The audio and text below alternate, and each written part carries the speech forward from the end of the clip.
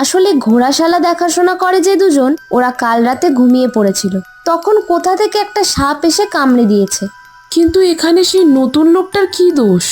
ওরা দুজন রাজাকে ভুল বুঝিয়েছে, আর রাজা ওই লোককে বন্দি করে রেখেছে। নতুন লোক? কে এই নতুন লোক? একবার গিয়ে দেখা করে আসবো কি? হ্যাঁ, তাই বরং করি। এরপর কাজললতা চলল কারাগারের দিকে সেই বন্দি লোকটার সঙ্গে দেখা করে। কাজললতা চলল কারাগারের দিকে, কিন্তু হঠাৎ রাজকুমারী, ডাকটা শুনে কাজললতা চমকে উঠল। বলল, এ কি, তুমি এখানে? রাজামশাই ফিরে এসেছেন বাণিজ্য থেকে, সবাইকে ডাকছেন তিনি। এটা বলতেই আপনার ঘরে যাচ্ছিলাম, কিন্তু দেখতে পেলাম আপনি এদিকেই আসছেন। কাউকে বলো না দয়া করে, আমি এসেছি ওই বন্দি লোকটাকে দেখতে। কে তিনি?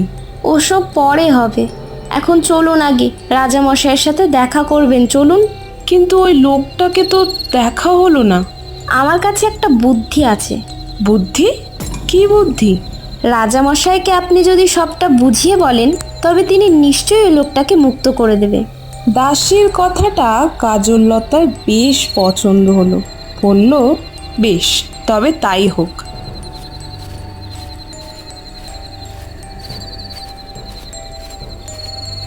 কাজললতা দেখলো রাজা বিশ্রাম নিচ্ছে। এটা দেখে সে ফিরেই যাচ্ছিল। হঠাৎ রাজা বলে উঠল, এ কি রে মা, তুই চলে যাচ্ছিস কেন? তুমি তো বিশ্রাম নিচ্ছিলে, তাই ভাবলাম পরে আসবো। পরে কেন আসবি? এখনই বল, কিছু বলবি? আর কোথায় ছিলি তুই? তোকে এমন চিন্তিত দেখাচ্ছে কেন? কি হয়েছে বল তো একটু। কাজললতা একটু চুপ করে তারপর বলল, বাবা, একটা কথা ছিল, তুমি রাগ করবে না তো? তুই ভয় পাচ্ছিস কেন মা? বেশ, তুই নির্ভয়ে বল। কাজললতা এরপর সবটা বলল রাজাকে। সবটা শুনে রাজা উঠে দাঁড়ালো। আমার রাজ্যে এত বড় মিথ্যা, আর আমি একটা নির্দোষ লোককে এভাবে বন্দি করে রেখেছি? ছি ছি, আমি মস্ত বড় অন্যায় করেছি রে মা, আমি দেখছি ব্যাপারটা। রাজা এরপর প্রহরীকে ডেকে বলল, প্রহরী, প্রহরী! দুজন প্রহরী এসে হাজির হলো তখনই। আদেশ করুন রাজা মশাই, কে আছো? এক্ষুনি মুক্ত করে দাও কারাগারে বন্দি করা সেই অচেনা ব্যক্তিকে। একজন নির্দোষ মানুষকে এভাবে বন্দি করে রাখা হয়েছে। এক্ষুনি চাই তবে রাজা মশাই। এই বলে প্রহরী চলে গেল। তারা গিয়ে রুদ্রপ্রতাপকে তালাবদ্ধ কারাগার থেকে মুক্ত করে দিল। কেটে গেল 2 দিন। এদিকে রাজকুমারী কাজললতা রোজ রুদ্রপ্রতাপের অপেক্ষা করতে থাকে। এমনই একদিন বিকালবেলা বাগানে গাছে জল দিচ্ছিল, হঠাৎ একটা গলা শুনতে পেল। ধন্যবাদ রাজকুমারী। পরিচিত গলা পেয়ে রাজকুমারী কাজললতা চমকে উঠল। এটা আমি কি দেখছি? আপনি এখানে? আপনাকে ধন্যবাদ জানাতেই এসেছিলাম, কিন্তু ধন্যবাদ? কিন্তু কেন? এই যে আপনি আমাকে কারাগার থেকে মুক্ত করেছেন, এর থেকে বড় উপকার আর কি হতে পারে বলুন? কাজললতার আর বুঝতে বাকি রইল না যে এই রুদ্রপ্রতাপী কারাগারে বন্দী হওয়া সেই অপরিচিত লোক। বলল, আমি এ রাজ্যের রাজার হয়ে আপনার কাছে ক্ষমা চাইছি। এরপর বেশ কিছু সময় তারা বাগানে বসেই গল্প করল।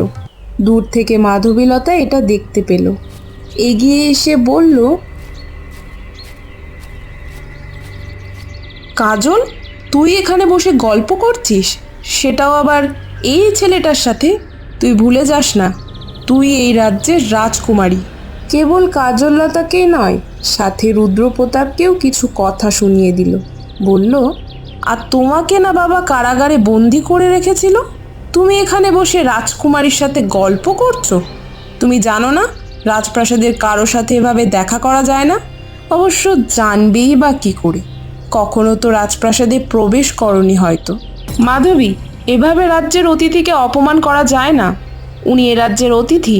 এরপর রুদ্রপ্রতাপকে বলল, আপনি মাধবীর কথাতে দয়া করে কিছু মনে করবেন না, আমি আপনার জন্য অতিথিশালাতে ব্যবস্থা করছি আজই। আমার এসব কিছুই লাগবে না, আমি জঙ্গলেই থাকতাম, রাজ্যের কোথাও না কোথাও ঠিক মানিয়েই নিতে পারবো। আপনাকে আমার জন্য এত চিন্তা করতে হবে না, আপনি বরং রাজপ্রাসাদেই ফিরে যান। কাজল, তুই এখনো এখানে দাঁড়িয়ে থাকবি? চল ভেতরে চল। এটা বলে রাজকুমারী মাধবীলতা কাজললতাকে নিয়ে রাজপ্রাসাদে ফিরে গেল। এদিকে রুদ্রপ্রতাপ সেখানে একা বসে রইল। মনে মনে ভাবলো, রাজকুমারী মাধবীলতার ব্যবহার যেমন কঠোর, রাজকুমারী কাজলতা যেন ঠিক তার বিপরীত। তবে তার ব্যবহার মুগ্ধ করে সবাইকে, আর এই জন্যই বুঝি কাজলতা অন্যদের থেকে আলাদা। পরের দিন সকালে প্রণাম রাজামশাই, এবছরে খাজনা আদায়ের জন্য দূত এসেছে, অতিথিশালায় অপেক্ষা করছে। বেশ, তাকে পাঠিয়ে দাও রাজসভায়। কিছুক্ষণ পরে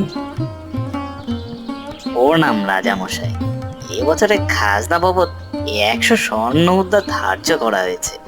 আমি মন্ত্রীকে বলে দিয়েছি এক্ষণে রাজকোষ থেকে অর্থ আনতে। আপনি আপাতত অতিথিশালায় বিশ্রাম গ্রহণ করুন। মাফ করিবেন রাজামশাই, আজ আমাকে এক্ষুনি বেরিয়ে পড়তে হবে। এরপর তিনি তার প্রয়োজনীয় কাজ সেরে বেরিয়ে পড়ল রাজপ্রাসাদ থেকে। কিন্তু হঠাৎ তার চোখ পড়ল রাজপ্রাসাদের বাইরের বাগানে বসে থাকা রুদ্রপ্রতাপের দিকে। ওখানে ওটা কে বসে আছে? গিয়ে দেখতে হচ্ছে তো একটিবার। সে কিছু সামনে এগিয়ে গিয়ে দেখল রুদ্রপ্রতাপকে। ও তাহলে এই ব্যাপার, এটা তো মহারাজকে জানাতেই হবে। তাহলে বেশ কিছু মোহরও পেতে পারি। যাই, আর না দেরি করি, তাহলে এক্ষুনি পা চালাই। এরপর সে ফিরে গেল সোমপুর রাজ্যের মহারাজের কাছে, গিয়ে বলল, প্রণাম মহারাজ। এসো এসো, তোমার জন্যই তো বসেছিলাম। তা তোমার কাজ সব মিটে গিয়েছে তো ভালোভাবে? কারো খাজনা বাকি নেই তো? কতবার বেশ কয়েক রাজ্য থেকে খাজনা আসেনি, এবছর সেসব মিটিয়েছ তো? আগে মহারাজ, সেসব তো মিটিয়ে এসেছি, কিন্তু আবার কিন্তু কি? তোমার মুখ দেখে মনে হচ্ছে কিছু একটা ভাবছো। তা কি ভাবছো বলে ফেলো তো দেখি। আগে মহারাজ, আপনার জন্য একটা দুঃসংবাদ আছে। কি? তা কি সে সুসংবাদ বলো তো দেখি। ও আচ্ছা, বুঝতে পেরেছি, তুমি অতিরিক্ত খাজনা আদায় করেছো। না না, এ তো ভারী অন্যায়। ন্যায্য খাজনার বেশি একটি মুদ্রাও আমি এ রাজ্যে চাই না। না না মহারাজ, আমি খাজনা নিয়ে কিছু বলছি না। আমি অন্য একটা সংবাদ এনেছি। এটা যদি আপনি শুনেন তাহলে আপনি খুব খুশি হবেন। আচ্ছা আচ্ছা, তাহলে চুপ করে না থেকে ঝটপট বলো। আজ খাজনা আদায়ের জন্য শান্তিপুর রাজ্যে গিয়েছিলাম। সেখান থেকে ফেরার পথে একজনকে দেখলাম। মহারাজ, আপনার একমাত্র পুত্র আর এ রাজ্যের রাজপুত্র রুদ্রপ্রতাপকে দেখলাম। আর এটাও দেখলাম সে শান্তিপুর রাজ্যের প্রাসাদের বাইরে একটা বাগানে বসেছিল। রাজপুত্র রুদ্রপ্রতাপ? কিন্তু সে ওই রাজ্যে কিভাবে পৌঁছালো? আমি খবর নিয়ে এটাও জেনেছি রাজামশাই, ওই রাজ্যের রাজা কমলাকান্ত আমাদের রাজপুত্রকে বন্দি করে রেখেছিল নাকি। এটা শুনে মহারাজ বেজায় রেগে গেল। কি এত বড় দুঃসাহস রাজা কমলাকান্তের? সে এই রাজ্যের রাজপুত্রকে বন্দি করে রেখেছে? তুমি সঠিক খবর এনেছো তো? দূতের মুখ কিছুটা শুকিয়ে গেল, বলল, আগে মহারাজ, আমি তো এমনটাই খবর পেয়েছি, আর আমি সেটা দেখেও এসেছি। না দেখে আপনাকে এইসব কথা বলতে পারি? বলুন দেখিনি। বেশ বেশ, রাজা কমলাকান্তের সাথে তো এক্ষুনি কথা বলতে হবে। কেন সে রাজপুত্র রুদ্রপ্রতাপকে বন্দি করে রেখেছে? মহারাজ, তাহলে রাজা কমলাকান্তকে ডাক পাঠায় এই রাজ্যে আসার জন্য। না, আমি নিজেই যাব শান্তিপুর রাজ্যে। তুমি এক্ষুনি শান্তিপুর রাজ্যের রাজার কাছে চিঠি পাঠানোর ব্যবস্থা করো। আমি দুদিনের মধ্যে সেখানে যাব। আগে মহারাজ, আমি এক্ষুনি সব ব্যবস্থা করছি, আপনি চিন্তা করবেননি। বন্ধুরা, কি হতে চলেছে এরপর সেটা জানবো আমরা মায়াবী রাজকন্যা গল্পের পরবর্তী পর্বে। আর আমাদের আজকের ভিডিওটি ভালো লাগলে অবশ্যই আমাদের চ্যানেলটিকে সাবস্ক্রাইব করে দিও। দেখা হবে পরের পর্বে। ধন্যবাদ।